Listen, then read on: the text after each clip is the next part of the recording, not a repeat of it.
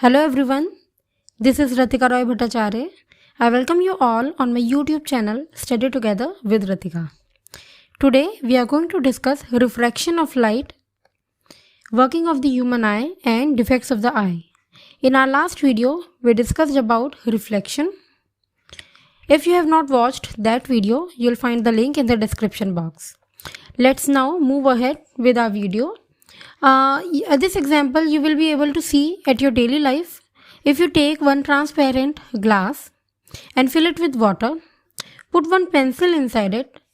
At the surface of water, you will find that this pencil seems to be breaking. But it actually doesn't break over there. It actually bends, right? And this bending is because of the phenomena of refraction that we are going to discuss now. Let's first of all do a recap of reflection. This is a plane surface which has a shiny or you can say a polished surface. When light ray is incident on it, it bounces back, which is known as reflection of light. The law of reflection also states that the angle of incidence is always equal to angle of reflection. Now in refraction we see that this is medium 1 and this is medium 2. Now what is this medium 1 and medium 2? Air, water, sound, vacuum, all of these are medium, right? So you know that the speed of light is different in different medium. For example, the light ray travels from medium 1 to medium 2.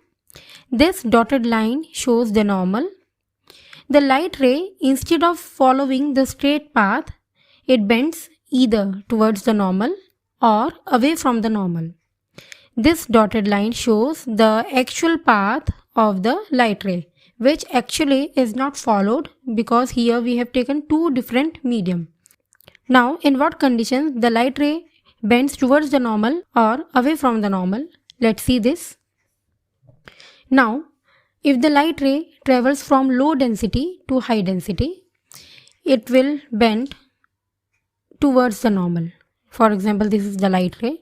This is the normal eye. Instead of going straight, it will go towards the normal, right? And in case the light travels from high density to lower density, this light ray, instead of going towards the normal or instead of going straight, it will go away from the normal in this manner, right? And this bending is known as refraction. Let's see this. This angle is known as angle of incidence. Now the angle by which the light ray bends, that is known as angle of refraction. How you can remember this? The angle made by the refracting ray with the normal is known as angle of refraction. Here this one is angle of refraction. Let's see some of the examples. When you see the fish in any water surface, you will find that the fish appear to be raised or near the water surface. But actually it is not that near. If you want to touch it, you will not be able to touch because the distance between your hand and fish is not that less. Then the next one is formation of a rainbow. You always must have seen this, and we are also going to discuss this in this video later. Now the pool of water appears to be less deep. Let's understand this. For example, this is a swimming pool, right? And you are standing over here. When you see the base of the pool, you find that this is very raised or it is very near. You find that this distance is very less. And when you dive into the water, you find that it was actually not less. This distance was not that less. This was happening just because of refraction process. Okay. Now, let's see this dispersion of light. This white light is composed of 7 colors. VIB, GY, OR. This is the mnemonic by which we remember the colors of the white light. When this white light falls on a prism, refraction takes place, because of which the constituent colors split up. This splitting is known as dispersion of light, and the band of colors is known as spectrum. right?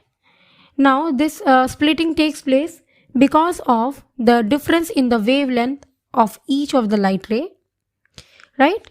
Now violet, indigo, blue, green, yellow, orange, red. These are the colors of the white light, means these are the constituent colors of the white light. Let's understand the formation of a rainbow. For example, this blue part shows the raindrop. For example, here I am showing this.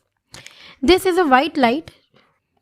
We are considering that sun is present here, right?